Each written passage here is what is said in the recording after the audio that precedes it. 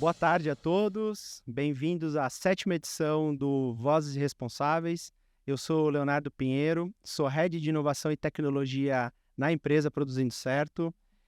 O Vozes Responsáveis, para quem não conhece, é um canal de comunicação criado pela Produzindo Certo, que traz especialistas para discutir algum tema específico aí da área de sustentabilidade. Não é um projeto qualquer, é um projeto que realmente chama pessoas que têm aí um empoderamento e que são doutores aí e nas suas respectivas áreas. Sejam bem-vindos todos. O tema do 7º Vozes Responsáveis é Sustainable Tech. Nós vamos falar hoje aqui sobre tecnologias voltadas para a sustentabilidade e também tecnologias que estão viabilizando a sustentabilidade. Tecnologia como meio, como diz aqui a nossa amiga Beatriz, né? Bom, eu trouxe um time de peso aqui, pessoas que eu admiro bastante, pessoas que eu conheço aí já há algum tempo, pessoas que estão no ecossistema de agritechs, conheço bastante vocês também. Gostaria aqui de agradecer a presença de todos, obrigado por terem vindos. Bom, sem mais delongas, vou apresentar aqui esse time. Aqui do meu lado aqui está um cara aqui sensacional, ele é Head de Inovação num grupo agrícola, talvez o maior grupo agrícola brasileiro, talvez o maior mundial. O Frederico Logman, seja bem-vindo. Obrigado pelo convite, prazer. Legal. Bom, e aqui na minha frente está a Beatriz Claudino, ela que é gerente de inovação aberta na Suzano, é uma pessoa que eu conheço já há um bom tempo, também é uma pessoa bastante empoderada em falar de tecnologia e inovação. Beatriz, seja bem-vinda. Obrigada pelo convite, é um prazer estar aqui com vocês discutindo esse assunto que é tão relevante, que é sustentabilidade com tecnologia juntos. Bacana, vamos lá. Por último, não menos importante, aqui o nosso amigo Flávio Redi, ele que é CEO da Ecotrace Solutions, também é um cara que entende bastante de tecnologia, então é um cara que vai contribuir bastante aqui na mesa. Ele é um doutor em blockchain. Quando eu comecei a estudar tecnologias no agronegócio, estudei bastante case da Ecotrace. Seja bem-vindo, então, Flávio. Obrigado, uma satisfação grande estar aqui. Bom, para começar aqui o esquenta, eu gostaria que vocês se apresentassem, contassem um pouco da história. Eu acho que ninguém nasce CEO, né? Ninguém nasce um diretor de inovação, então eu gostaria um pouco que vocês contassem um pouco da história de vocês, começando aqui com o Frederico. Maravilha. Bom, eu trabalho na SLC Agrícola há 16 anos já, e eu faço parte da família, que é da 4ª geração da família Logman, né? Que é a família que tem o controle do negócio da SLC Agrícola. Eu entrei na empresa na área financeira, fiquei 2 anos na tesouraria e depois fiquei 10 anos fazendo relações com investidores, né? Rodando o mundo aí falando sobre o negócio, porque nós abrimos o capital um ano depois de eu ter entrado na empresa, 2007, né? E aí criamos a área de relações com investidores e eu comecei a estudar o tema de inovação aberta no MBA, e comecei a difundir o assunto informalmente primeiro dentro da empresa e aí a gente começou a haver uma demanda grande de renovar a nossa gestão da inovação, considerando o jeito que as coisas estavam acontecendo na nova economia, vamos dizer assim. E aí eu comecei a estruturar alguns programas, né? E depois o nosso braço de investimento também em startups, a SLC Ventures, e foi essa aí a jornada aí. Bacana, é bom saber que a empresa ela veio se organizando, né, para ter a governança de inovação, né? Isso é bacana. Bom, Flávio, conta um pouquinho da sua história, como que você chegou até o agro, que eu acho que é bacana também, e conta um pouco também da sua trajetória. Não, vamos lá. Eu tive o primeiro contato no agro uns 15 anos atrás, onde eu mudei de São Paulo para Vinhedo. Nesse momento eu precisava buscar, né, algum emprego ali em volta para estar trabalhando, então eu tive a oportunidade de trabalhar com o Valdomiro Polizeri, o famoso VPJ, aí, fiquei 2 anos lá com ele. Foi onde eu ingressei no agro. A pessoa que me contratou que era um zootecnista, né, que tomava conta da parte do agro. Depois veio a fundar uma outra companhia comigo. Eu estou basicamente na segunda startup, então a gente fundou essa empresa chamada Gestão Agropecuária. E ele veio com a proposta, eu era da área de tecnologia, falou, Flávio, eu sou zootecnista, tenho formação aí na área de zootecnia, só que tá tudo em planilha, cara, você é da área de tecnologia, vamos fundar uma empresa e converter isso tudo num produto. Então eu topei, a gente passou aí 8 meses desenvolvendo o produto para confinamento bovino. Em resumo, em 4 anos a gente virou líder de mercado nessa empresa. Expandimos depois para gerenciamento de gado a pasto, automatização de fábrica de ração. Fomos a primeira empresa a levar o RFID para confinamento bovino na distribuição de tratos. Então a gente vem já promovendo essa inovação já há bastante tempo. Em 2014 eu saí da operação, fiz o meu exit na companhia e passei a empreender de novo, porque o projeto agora da Eco3 era um projeto que foi apresentado lá na gestão agropecuária, tinha investidores, a gente fala que nós empreendedores é meio fora da caixa, então eles não toparam a ideia, falaram, Flávio, você está viajando muito na maionese. E aí eu vim a fundar a Eco3 porque, na verdade, eu tinha feito uma reunião na oportunidade, eu tive a oportunidade de conhecer o seu José Batista Sobrinho, que é o JBS, né, o patriarca, e o conselheiro dele era o Pato Pratini de Moraes. Eu tive a oportunidade de almoçar com ele e uma coisa que o Pratini falou, ele falou, cara, nós vamos ser o berço da comida do mundo e para vir buscar comida aqui vai precisar ter rastreabilidade e segurança alimentar. Então isso ficou na minha cabeça há uns anos. E aí eu vim estudando esse tema, vim estudando legislação e aí chegou no momento que tinha tecnologia para a gente aplicar para fazer a rastreabilidade aí, a digitalização da rastreabilidade. Foi aí que nasceu então a Eco3 aí nessa jornada aí que tem 4 anos hoje praticamente. Legal.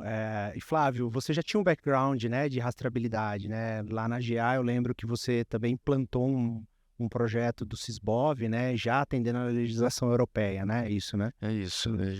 A gente desenvolveu um software já pautado na parte do Sysbov. Para quem não conhece, o Sysbov é a rastreabilidade do boi, né? Então, a gente que desenvolveu, a gente pegou o começo do Sysbov ali.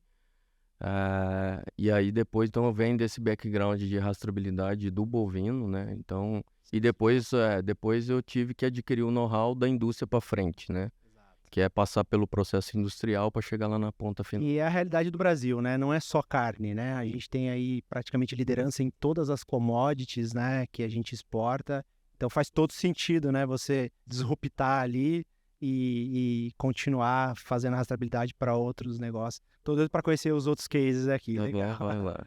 Bom, Bia, você também, eu acho que eu te conheci há uns 4 anos atrás, participei de um projeto junto à Suzano e gostei muito de participar com a Suzano. É uma empresa que eu admiro, uma empresa brasileira, uma empresa extremamente brasileira e uma empresa que está num engajamento constante em evolução e transformação, e você é uma agente de transformação, e eu queria conhecer um pouco também da sua história, como é que você chegou ali até a Suzano, enfim. Bom, bacana. Minha história é curiosa porque de formação eu sou farmacêutica e trabalhei minha vida toda na indústria farmacêutica e há 5 anos atrás eu fui chamada por um headhunter para trabalhar na Suzano, a princípio para fazer algo parecido com o que eu fazia na indústria farmacêutica, que é trabalhar com gestão de projetos de novos produtos. Então, quando eu entrei na Suzano lá em 2018, eu fazia parte do time que fazia a gestão de projetos dos produtos que a gente estava lançando, papel para copo, papel para canudo, sempre olhando com foco em sustentabilidade. Sim. E aí eu comecei a fazer um MBA em inovação e foi lá que eu descobri o que era transformação digital. Eu não conhecia, não fazia ideia do que era. E lá eu me encantei com o que era Open Innovation, com o que a gente poderia fazer com startups, a parte de design thinking, agilidade. E coincidentemente, nessa mesma época, a Suzano anunciou que estava lançando uma área de transformação digital. E aí, oportunamente, abriu-se uma vaga no qual eu me candidatei, na época, para ser especialista de inovação. Após isso fazem 3 anos, então fazem 3 anos que eu estou na área. Atualmente eu lidero a área de inovação aberta, a gente tem um time com 8 pessoas no total, então a gente conseguiu crescer bastante o time à medida que a gente escalou o número de projetos, de iniciativas dentro da empresa. E é isso, a gente tem feito bastante coisa bacana que eu quero contar ao longo desse episódio. Legal, bacana. Pegando esse gancho, Bia, de transformação, eu lembro ali no primeiro ano, acho, talvez, da Suzano, né, da área tech de vocês, eu lembro que eu acho muito interessante os pilares de construção, né, que a empresa tem para gerenciar e fazer a gestão de inovação, né? Então, ali, o primeiro passo é conhecer as dores da própria empresa, né? Talvez trazer isso numa matriz ali de esforço, né? De com pouco, investindo pouco, quais dores eu consigo resolver, né? E bacana que a gente chegou a participar de um projeto, né? Ali com a Suzano de Open Innovation. E eu lembro, Bia, até que a gente chegou a passar ali do MVP, né? E a gente não sabia qual que era a próxima fase, né? Porque era um projeto em implantação ainda, né? Dentro de uma companhia gigante, né? E a gente falou assim, poxa, passamos no MVP, conseguimos validar ali o nosso case para a gente conseguir expandir para outras áreas da empresa, né? E agora? Agora eu não sei qual que será o próximo passo. A gente tem que construir junto e eu acho que isso que é bacana quando você fala de inovação, né? Você tem aqui duas grandes companhias brasileiras, né? Que usam tecnologias, e você tem estágios de maturidade diferentes, né? Isso eu acho que é a magia aí da parte de inovação. E aí nessa área de inovação ainda, né, Frederico e Bia, falando um pouco assim de como que vocês organizaram. Quando a gente fala de tecnologia, né, poxa, antigamente quem trazia tecnologia para dentro das empresas, né? As grandes empresas de tecnologia. Você tinha Microsoft, você tinha essas grandes empresas trazendo tecnologia para a gente e às vezes até a área própria de tecnologia conseguia fomentar ali alguma coisa, né? E de anos para cá, né, numa exponencialidade muito grande, isso vem mudando, né? As tecnologias elas não são mais dos grandes players, e sim de pessoas que conseguem resolver mais rápido as dores ali, né? É um exemplo aqui a própria Ecotrace, né? Então, eu gostaria de falar um pouco assim de como que vocês organizaram ou como que vocês conduzem isso dentro da empresa de vocês, porque eu acredito que a tecnologia ela chegue de todo lado. Então, você tem a área sua lá de produção agrícola, tem gente abordando você, falando lá que tem um novo jeito, um novo pulverizador, tem alguma nova tecnologia para te oferecer. Aí tem uma outra pessoa de logística que entra na sua área de logística, que vai conversar com o gerente de logística e também quer oferecer ali uma tecnologia. Então, assim, o desafio é como fazer essa governança, como medir esse resultado. Então, eu queria que vocês também contassem um pouco da experiência de vocês nesse sentido dentro da empresa de vocês. Se quiser, pode... Vamos lá. Começar. Não, exatamente foi esse o diagnóstico assim, no qual a gente se baseou para propor para a alta gestão da empresa que a gente chamou de um novo modelo de gestão da inovação, né? Em função dessas redundâncias todas e da dificuldade de orquestrar esse processo de testagem de novas tecnologias, né? E como você bem colocou, no nosso caso não é mais só a John Deere, né, a Bayer, a Syngenta que você tem que falar Players, né? para saber what's coming, né?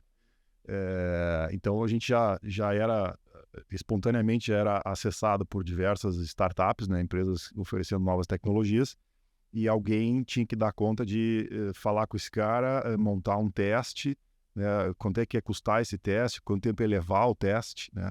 Muita coisa acontecendo, às vezes, em duas fazendas diferentes, um não sabia da outra, né? Então, a proposta foi... A pergunta era essa, como é que a gente faz para gerenciar esse processo, né? E aí nós criamos primeiro um programa que ainda ocorre, que chama Agroexponencial, que é um programa de conexão com startups, né? E ali a gente inverteu um pouco a lógica, né? Em vez da gente ser reativos, né? E receber os caras e ver se a gente ia querer não testar, quem é que quer testar e tudo mais, a gente todos os anos faz entrevistas, conversas com algumas áreas para entender o que eles estão querendo resolver, né? Quais são as dores que eles estão querendo resolver e que a cadeia tradicional de fornecedores não está endereçando aparentemente, né? E aí o processo todo é um grande filtro, né? Um grande funil, né? A gente descarta algumas coisas, escolhe outras, lança no ecossistema, né, o nosso interesse de resolver tais problemas, mas já tendo um padrinho interessado naquilo ali, né? Legal. Um dos fatores-chave de sucesso é esse. E aí a gente ajuda, né, as áreas a desenhar o mínimo teste viável, né? Quais são as hipóteses que a gente quer validar, qual é o mínimo de tempo e de dinheiro que a gente pode gastar para validar essas hipóteses. E depois a parte que é a parte mais desafiante, de fato, como você comentou antes, que é se ela funciona, como é que eu escalo isso aqui. Porque do jeito que a gente está estruturados hoje, a área de inovação, né, ela tem um budget, né, para financiar as POCs, né? Exato. Então, assim, eu tenho caixa para financiar, depois já não é mais comigo, né? Aí você tem planejamento da área. Convencer as áreas de negócio a comprar aquilo ali. Isso é bacana, é um desafio bom, né? Desafio bom. São embates bacanas entre a área de inovação, a área de tecnologia e o sponsor da área de negócio, né? Exato. Então a gente costuma se referir, né, à área que eu gerencio, que é o berçário da inovação, né? Onde as coisas precisam de um cuidado maior, né? Às vezes tem problema de continuidade, né? Começou, aí o cara que estava tocando saiu da empresa, né? Ou foi transferido, sei lá, que a gente pega o botão, deixar cair a peteca, né? Então foi o Agro Exponencial, depois a gente criou com a mesma sistemática, um programa de intraempreendedorismo, que chama Ideias e Resultados, né?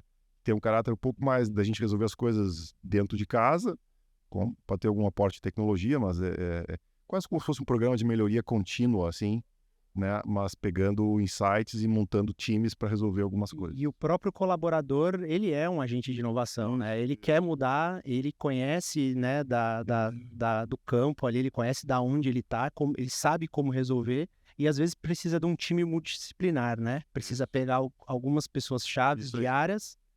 E alguém precisa orquestrar esse processo, né? Já que ele é transversal, assim, né? Você tem que regimentar pessoas de diferentes áreas, com diferentes budgets, né?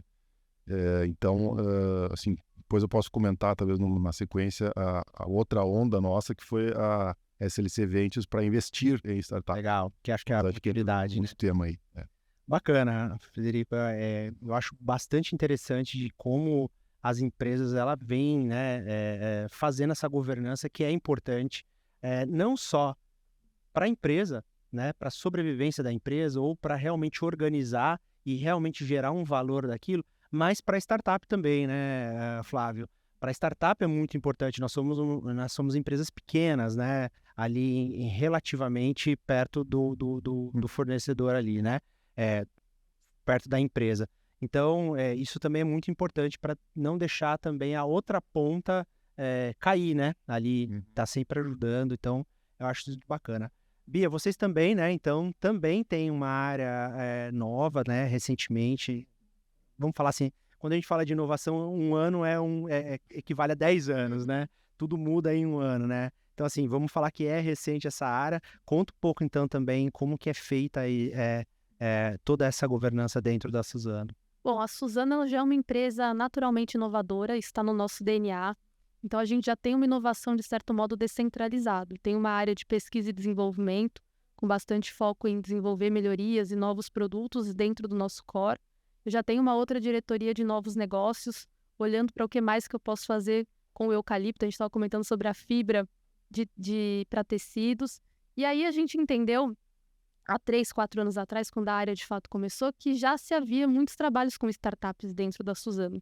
Mas qual que era o problema? De forma, de certo modo, desestruturada.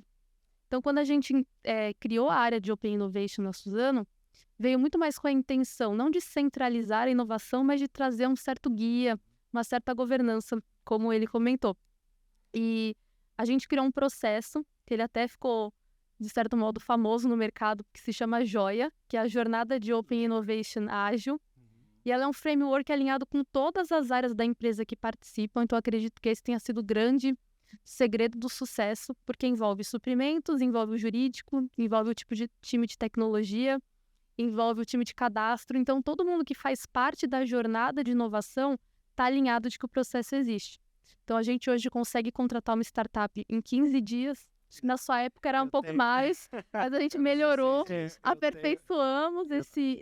eu tenho até um case interessante para contar disso, mas vamos lá. Então a gente consegue contratar a startup em 15 dias.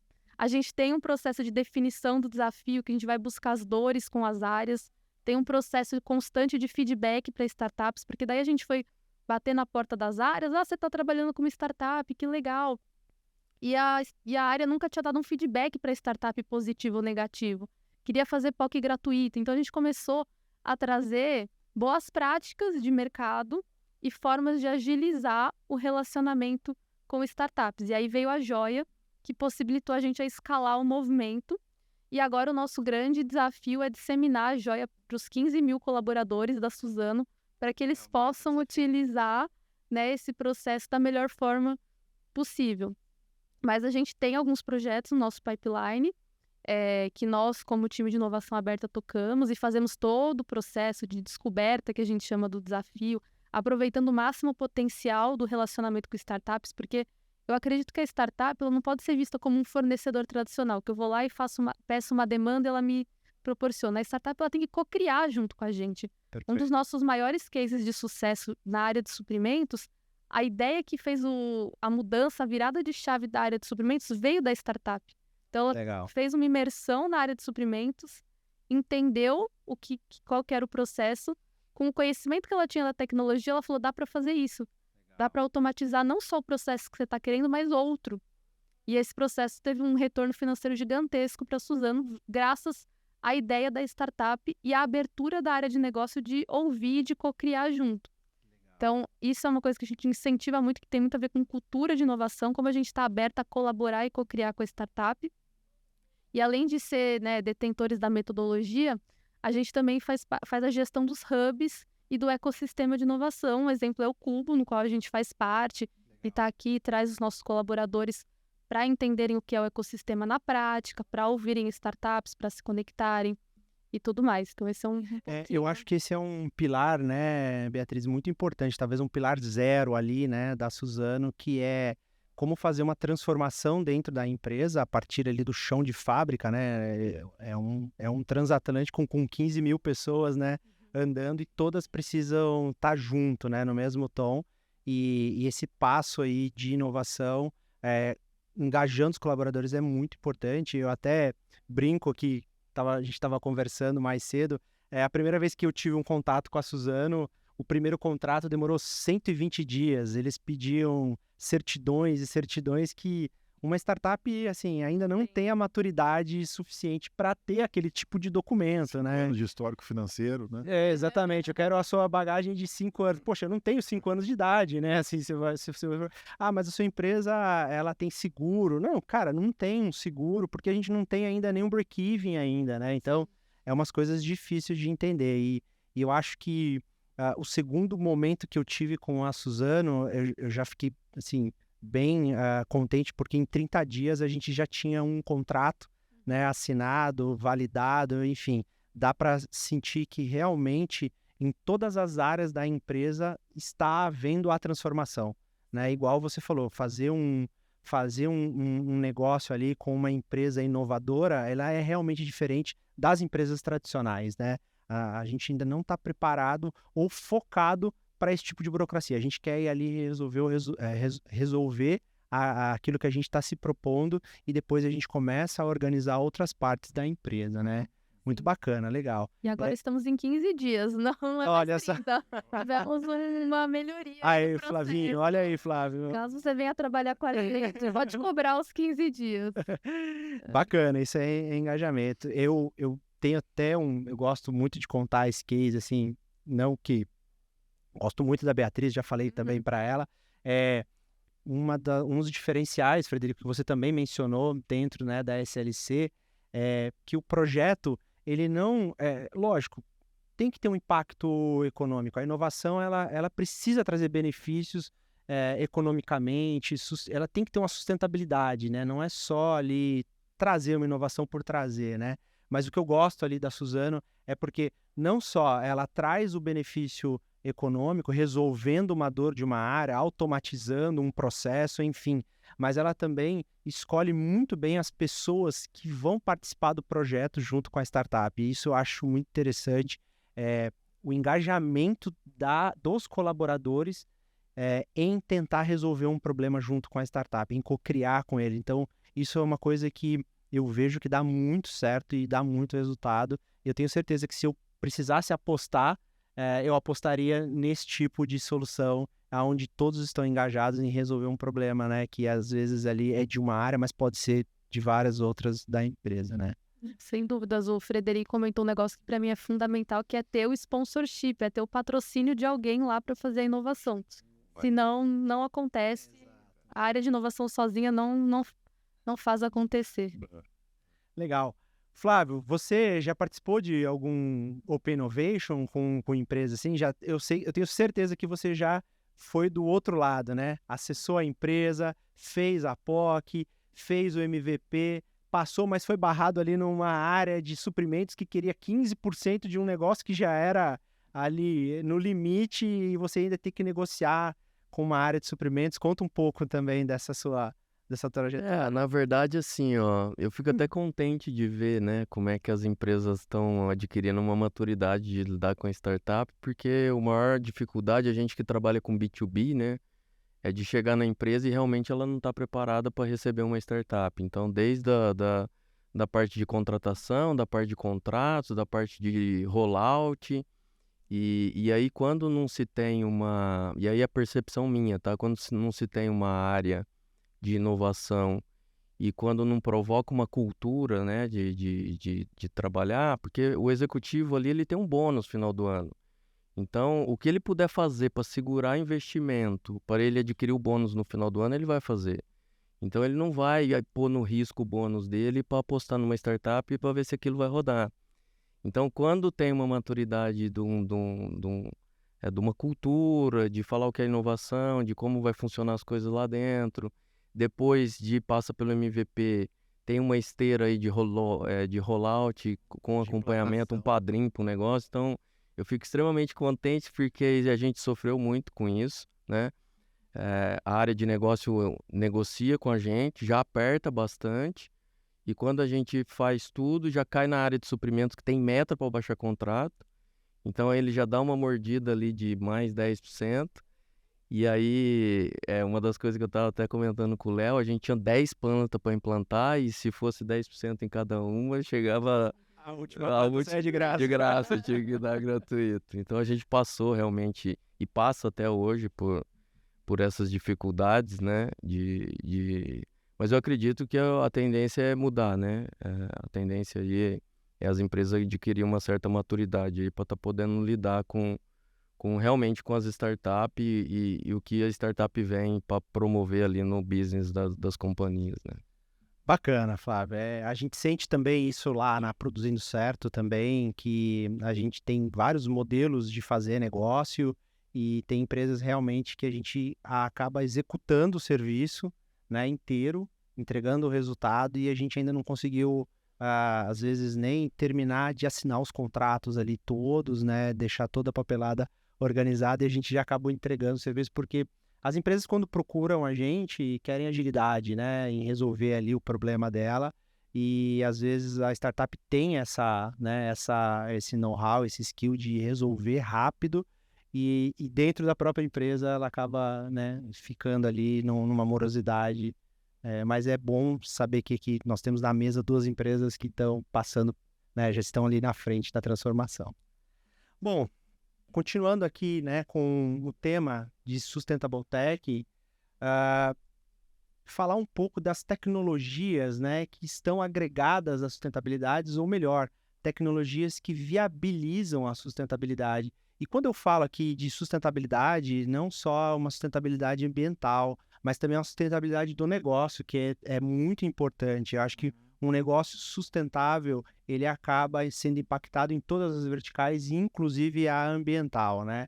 Então, a sustentabilidade na produção, a sustentabilidade ali na governança da empresa também é muito importante.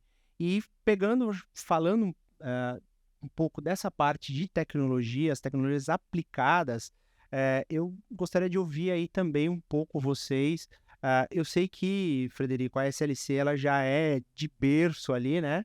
É uma empresa pautada em tecnologia, né? Ela nasceu lá com o seu bisavô, né? Eu falo que foi o primeiro, eu vi uma história dele ser o primeiro startupeiro ali, né? Ele construiu realmente um projeto, um mínimo produto viável com um risco enorme, né? Totalmente à frente da sua geração ali, pensando, né? Então, vocês nasceram com esse DNA de tecnologia e também sei que a tecnologia está presente no dia a dia das atividades de vocês. Mas eu gostaria também de saber, assim, o que realmente deu certo. Eu sei que muitas coisas né, foram testadas, foram sem viabilidade, mas tenho certeza também que tecnologias ali viabilizaram vocês também na transformação e na sustentabilidade do negócio, né? Se você puder compartilhar com a gente. Perfeito. Eu acho que começando talvez com a nossa...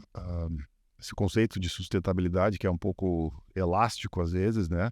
Mas a gente gosta muito de olhar para a sustentabilidade, não somente, mas pelo ângulo de que sustentabilidade é fazer mais com menos, né? Porque isso tem uma série de desdobramentos se a gente olha a agricultura como um todo, né? À medida que você consegue fazer mais com menos, você pode parar de expandir a área, né? E vai tirando mais recursos das áreas que você já tem disponíveis, né? Inclusive, isso já começou a acontecer mesmo, né? A nível mundial, assim, a nossa visão é de que é um cenário muito mais de abundância do que de escassez daqui para frente, né? O ritmo de abertura de áreas ele tá desacelerando porque a gente está ficando surpreso com o que está vindo de novas tecnologias, novos paradigmas tecnológicos, né? Então, muito do que a gente está hoje usando, que a gente aprendeu a usar e escalou na empresa e começou a olhar os benefícios, ver os benefícios de forma mais concreta, são tecnologias que nos permitem reduzir o uso de insumos, né? Então, se a gente pega fertilizantes, representam 25% do nosso custo de produção, né? Defensivos agrícolas, mais 25% do custo de produção, né? São os principais itens do nosso custo, né? Então, boa parte da oferta de serviços para o agro, ela vem com alguma solução para você usar menos insumo. Legal. Então, a agricultura de precisão, né, já é um termo até um pouco já ultrapassado. A gente já tem usado o termo hiperprecisão, né? Quase por planta. A métrica já não é por hectare, né? O hectare já não é mais tanto a unidade de medida, né? É o que acontece dentro do hectare ali, né? O quanto que a gente consegue... Então, para citar um exemplo concreto, né, essas tecnologias de aplicação de herbicida, que é um dos 3 grandes grupos de defensivos, né? O herbicida vai tomar aí quase 1/3 do nosso custo com defensivos, né? E o padrão antes da gente ter soluções inovadoras era você aplicar um herbicida algumas vezes durante a safra em toda a área. Toda a área. E aí começaram a entrar as tecnologias que te permitem, de alguma forma, você reduzir e aplicar só onde precisa, né? Quando a gente começa a ver a economias, né, de 70% ou 80% de volume aplicado, você vê quanto dinheiro a gente estava botando fora, né? E quanto produto estava indo para o solo, na verdade, né? Sem precisar ir para o solo, né? E claro que a eficiência dessas tecnologias está melhorando exponencialmente, né? Não são tecnologias maduras ainda, né? Mas elas já têm um impacto econômico muito fácil de ser identificado. Então, essa tecnologia de spot spraying, né, como a gente fala, ela foi uma das que a gente adotou mais rápido, assim, né? Coisa de 5, 6 anos atrás, a gente teve conhecimento, né, de uma tecnologia que você aplica, instala um hardware no braço do pulverizador, com câmeras, né? À medida que ele anda na lavoura, ele identifica o verde da erva daninha e aplica só ali, né? Então, levou um tempo para a gente aprender a lidar com isso, né? Não é um fornecedor tradicional, não é a John Deere, apesar do John Deere estar agora desenvolvendo dela, né? Com certeza. Mas a gente já está testando também, mas startups chegaram antes, né? E aí a gente já está usando, já está colhendo os benefícios, né? Então já passou aí de 50 milhões de reais a economia com esse tipo de solução. Olha que bacana. Então aí, sustentabilidade, né? Inovação, estou usando menos defensivo, estou gastando menos, estou me mantendo competitivo. Aumentando a produtividade. Aumentando a produtividade. Da mesma área, né? Sim. Isso é bastante importante a gente falar o Brasil ele ainda tem vamos falar assim, uma desinformação muito grande sobre o agronegócio, né? Lá fora ainda a gente é visto como uma agricultura degenerativa, né? Isso. E esse não é o termo, né? Tanto é que já existe um outro termo que é a agricultura regenerativa para você poder combater, né, essa desinformação. Mas o Brasil realmente ele tem uma sustentabilidade, talvez é o país que tem a maior sustentabilidade em produção hoje e é a que tem maior oportunidade hoje em termos de aumentar a produção. Eu acho que a gente não está aí nos 10% ainda, já estamos a 10% do que a gente pode fazer aí. Esse é um ponto importante, porque essas tecnologias, a SLC, outros grandes players já estão usando, mas não chegou no mainstream ainda, né? Perfeito. Existe até um desafio grande que é como é que vai acontecer para isso chegar no mainstream, né? Tem canais que vão ser utilizados, estão sendo utilizados, como as distribuidoras de insumos, né? As revendas de maquinário, as cooperativas, né? Que vão ser agentes difusores, né? O que vão até achar modelos de negócio que permitam escalar o uso dessas tecnologias. Mas, geralmente começa, né, por grandes players, e aí depois é necessário ajustar os modelos de negócio para chegar na turma toda, né? Perfeito, boa observação. Flávio, e falando também um pouco aí de case de sucesso, eu mesmo já me aprofundei bastante antes de conhecer a Ecotrace, antes de conhecer o Flávio, eu tive acesso aos cases de rastreabilidade, né? A Ecotrace, o Flávio tem uma grande responsabilidade hoje com a commodity brasileira, né? Dando transparência na cadeia, né? Da commodity brasileira. Então, você é um cara que realmente tem essa responsabilidade com o mercado brasileiro de realmente levar isso para fora. Eu sei que tem muita tecnologia embarcada. Se você puder contar, então, também um pouco aí de algum case seu que realmente tá fazendo a diferença, seria bacana a gente escutar. Não, vamos lá. Tem o da proteína, né, que é o mais emblemático aí, até por causa da pressão global aí, por causa de bioma amazônico, né? Então, só contextualizando, a proteína, em 2009, o Greenpeace aí lançou um relatório chamado Farra do Boi, onde enquadrou aí as empresas que compravam tanto a proteína, carne mesmo, ou couro, ou os derivados, né? Então, forçou o Ministério Público Federal a fechar um TAC, que é um termo de ajuste de conduta, com as empresas frigoríficas, que é um dispositivo jurídico para multar eles se eles, né, não cumprissem ali. Então, isso começou lá no passado, fazer todo esse compliance socioambiental para garantir aquela commodity. O boi é o mais difícil de fazer, porque ele anda entre as propriedades, né? Então, ele não sai só de uma propriedade, ele vai sendo vendido até chegar na indústria frigorífica. Então a gente começou pelo case bovino, até pelo network que eu tinha através da outra companhia. E aí sim a gente entrou para o processo industrial, né? Que é fazer a rastreabilidade industrial dentro da indústria frigorífica, com todos os desafios que tem de uma indústria frigorífica. A gente precisava complementar a rastreabilidade com outras tecnologias, porque o Brasil hoje tem acordos bilaterais, que são entre países, e tem acordos comerciais entre players, né?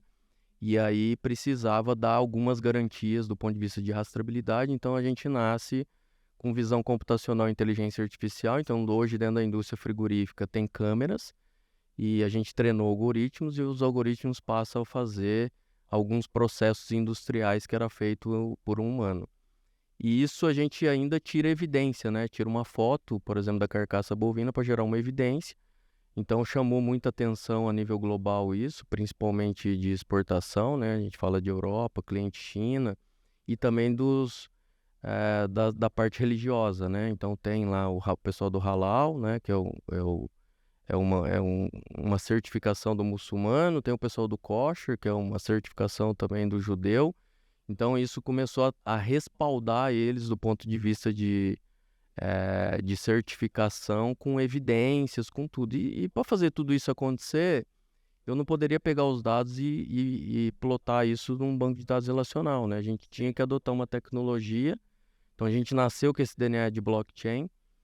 Para quem não conhece, o blockchain se originou nas criptomoedas e hoje ele tem uma maturidade para aplicar eles em outros negócios, né? Então a gente adaptou as ferramentas para receber todos esses dados na camada blockchain e tornar o dado auditável, né? Então, e aí a gente começou a escalar o projeto. Então hoje a gente representa 40% da exportação de carne bovina Brasil. Então a gente tem uma responsabilidade grande, tanto com auditorias do Ministério Público Federal, quanto de auditorias de cliente que está comprando a commodity lá fora, né? E aí tinha todo o desafio de rastreabilidade da cadeia. Então não é só ali na indústria, passa por um centro de distribuição, passa pela logística, entra no porto, entra num container, entrega lá na ponta. Então, com a flexibilidade de uma startup, a gente começou a fazer esses plugs e plugar todo mundo da cadeia. Então aí sim a gente consegue trazer a rastreabilidade ali desde a origem. E aí fazendo o compliance socioambiental, né? Checando desmatamento, sobreposição de terra indígena, sobreposição de unidade de conservação, lista de trabalho escravo, lista do IBLAMA. Então tem alguns players que, né, de mercado que faz, gera o laudo, a gente publica o laudo, atrela isso na commodity e garante isso para chegar lá na ponta. Legal. E lá na ponta tem 2 clientes que é legal comentar, porque a gente tem o B2C, que é o consumidor final, essa nova geração que quer saber a origem, quer saber como é que foi. Bioconsumidor. Que foi. E aí tem o B2B também, que são as grandes marcas ou varejistas, que eles querem, de algum modo, que garanta que na cadeia dele não entra nenhum tipo de problema. Legal. Então a tecnologia me proporciona fazer um smart contract, que é um contrato inteligente, onde eu ponho as regras daquele varejo. E aí a própria tecnologia vai gerenciando a cadeia para não deixar entrar nada que não esteja em compliance com aquelas regras. Bacana. Então ela auxilia nesse complemento da rastreabilidade. É o prato mandando na fazenda, né? É o prato aí. indo atrás da comida e gerando o padrão que ela quer, né? É isso aí. Eu costumo dizer que a gente pegou a onda do leite, né? Então hoje no mercado você tem lá o leite com cálcio, sem cálcio, lactose, sem lá. Então você descomoditizou o leite. Exato. A proteína, com a rastreabilidade agora consegue ir na mesma linha também. Então hoje a carne bovina acaba sendo uma commodity, mas com a rastreabilidade a gente vai conseguir descomoditizar ela e aí vai ter, né, carne que o animal consumiu uma certa alimentação diferenciada. Então a gente vai proporcionar até na ponta final mudar um pouco de hábito de consumidor final para um tipo de produto mais específico. E hoje você entrega, Flávio, isso lá na ponta final, seja ela para o B2C ou para o B2B. Como que você entrega? Você entrega uma plataforma aonde ele... B2C hoje são os QR Codes que vão nas embalagens, né? Então hoje está chegando a mais de 130 países os QR Codes passando pela nossa plataforma, aonde o consumidor, quando ele bipa ali o QR Code, a gente conta a história daquele produto e aí cada empresa tem um viés. Aí uma foca mais na sustentabilidade, a outra quer falar um pouco mais sobre o produto. Então, por trás de tudo tem uma camada que está respaldando. Uma coisa que a gente aprendeu, inclusive com os jurídicos das companhias, é não vender o que a gente não consegue garantir. Exato. Então a gente briga muito com o pessoal para falar, ó, isso daqui, na hora que for fazer a campanha de marketing, a gente quer acompanhar, porque a gente vai ver se tem um respaldo da tecnologia para garantir aquilo que está sendo viabilizando. E aí o que a gente vê muito, até usando outro case do algodão que a gente faz da cadeia têxtil também, é que quando empodera aqui o consumidor final, né, a ponta final, isso tudo reflete na cadeia. Então, assim, quando chega numa tecelagem que produziu um tecido, que aquele tecido, de alguma maneira, não conseguiu pegar tingimento, porque teve alguma composição do açúcar que vem do bicudo ali da praga tal, que contaminou aquilo, a gente consegue rastrear para trás e entender realmente que talhão que veio, que semente que foi usada, que maquinário que colheu. Então a gente volta, então empoderando aqui na ponta, tendo a rastreabilidade da cadeia, a gente tem condição de voltar para a ponta, entender o que aconteceu para corrigir o processo aqui na indústria de transformação, que a gente chama, né?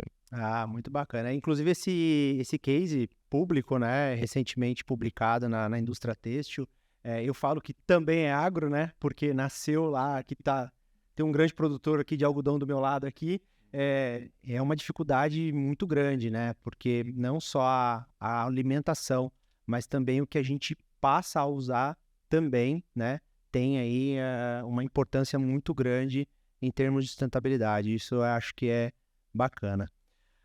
Bom, Bia, falar dos cases da Suzano, a gente poderia ficar aqui até amanhã, né? Eu acho muito legal assim, a forma de como vocês também fazem, mas eu vejo uma dificuldade muito grande, né? A Suzano com mais de 1 milhão de hectares, né? Como escalar isso, né? Qual é assim, um case que você pode falar com a gente que foi um case emblemático também, que vocês conseguiram realmente implantar e sair dessa POC ali, né, mais setorizada e conseguir escalar isso num sistema global. Boa. Bom, a gente tem projetos, né, olhando para a sustentabilidade em toda a cadeia de valor, floresta, indústria, logística, e tanto com startups quanto desenvolvimento interno, quanto com fornecedores tradicionais, e muito na linha do que o Frederico falou também, de que a sustentabilidade, às vezes eu faço um projeto não apenas com foco em sustentabilidade, mas eu faço um projeto, por exemplo, uma otimização logística, eu estou reduzindo o combustível e estou olhando para isso de certo modo. Então, eu acho que quando a gente tem esse olhar de sustentabilidade, a Suzano, ela criou uma palavra que se chama inovabilidade, que é a mistura da inovação com a sustentabilidade. Legal. Que é muito nessa linha de como a gente sempre ter o olhar na sustentabilidade em tudo que a gente faz. Tem um case que eu acho bem bacana na área logística, de um IoT que a gente coloca nas empilhadeiras para ter o dado do consumo de combustível e das emissões em tempo real. Real time. Isso é muito bacana porque antes eu tinha uma visão mensal, bimestral e eu olhava para o retrovisor. Então eu fazia pouca gestão em cima disso. Agora com o dado em tempo real, eu consigo fazer uma gestão do consumo, uma gestão da operação muito maior. E aí eu empodero o operador da empilhadeira, eu mudo o meu processo para reduzir emissões e reduzir o consumo de combustível. Então esse é um caso muito bacana de que a gente prega lá na transformação digital, que a tecnologia ela é meio, mas para resolver o problema como um todo, eu preciso de pessoas, eu preciso mudar o processo, eu preciso empoderar tecnologicamente e culturalmente, fazer uma gestão da mudança, mas é um projeto que tá dando bastante certo e a galera tá bem engajada e a gente está escalando. O desafio é grande, porque a Suzano é gigantesca, mas eu acho que se conectar com pessoas chaves dentro da empresa, ter o apoio de tecnologia, ter o apoio do negócio, tem sido a virada de chave para a gente escalar. Na época que a gente fez o projeto lá, não tinha nenhum projeto sendo escalado, então a gente estava no aprendizado. A gente trabalha meio como uma startup, a gente vai pivotando e arrumando o processo ao longo do tempo. Então, naquela época, a gente nunca tinha escalado nenhum projeto e não sabia como. Agora a gente já está, acho que, no 20º projeto em escala. Isso é muito legal. E, claro, com todos os aprendizados, mas muito mais avançado do que há 2 anos atrás. Então, acho que essa velocidade também tem sido fundamental. O resultado vem, né? Exato. E Beatriz, esse projeto, ele veio da área de inovação, ele seguiu ali o framework já de inovação, ele já é um resultado da construção que vocês fizeram da área de inovação? Perfeito. O legal é que a área de negócio ela veio com a dor, né? Não tenho visibilidade de como hoje a logística está operando as empilhadeiras. Tem um relatório que o terceiro passa para mim, mas não tem informações suficientes. Acredito que eu tenho um potencial aqui gigantesco de melhorar a eficiência da minha operação, de melhorar a gestão de consumo, a gestão de emissões. E aí a gente foi descobrindo, né, todos os pontos, e aí a gente fez a prospecção, a captura de uma startup que se chama Cirrus, que tem esse IoT que a gente instala em cada uma das empilhadeiras. Mas a gente tem vários projetos também, então a gente tem uma linha de insumos também na floresta, assim como a SLC, a gente tem uma linha de resíduos na indústria, como que eu pego resíduos hoje, que eu não tenho aproveitamento e fecho o ciclo. A gente tem uma linha de água, de gestão de consumo, reuso de água, e essa linha de combustíveis. Então, a gente está trabalhando em todos esses pilares. Legal, bacana. Bom, Bia, isso já é uma vitória, né, da área de inovação, vocês poderem viabilizar isso, né, a tecnologia viabilizando ali, né, resolvendo e otimizando as dores ali. Sim. Muito bacana. Bom, gente, chegamos ao fim de mais um Vozes. Eu estou muito contente com vocês aqui, com saber que realmente estamos no caminho. Vocês são pessoas que realmente fazem a diferença. Obrigado a participação de todos, obrigado por aceitarem o convite da Produzindo Certo e do Vozes. E você acompanhe aí, né, pelo canal do YouTube os próximos Vozes. Obrigado também por ter ficado com a gente até aqui. Obrigado.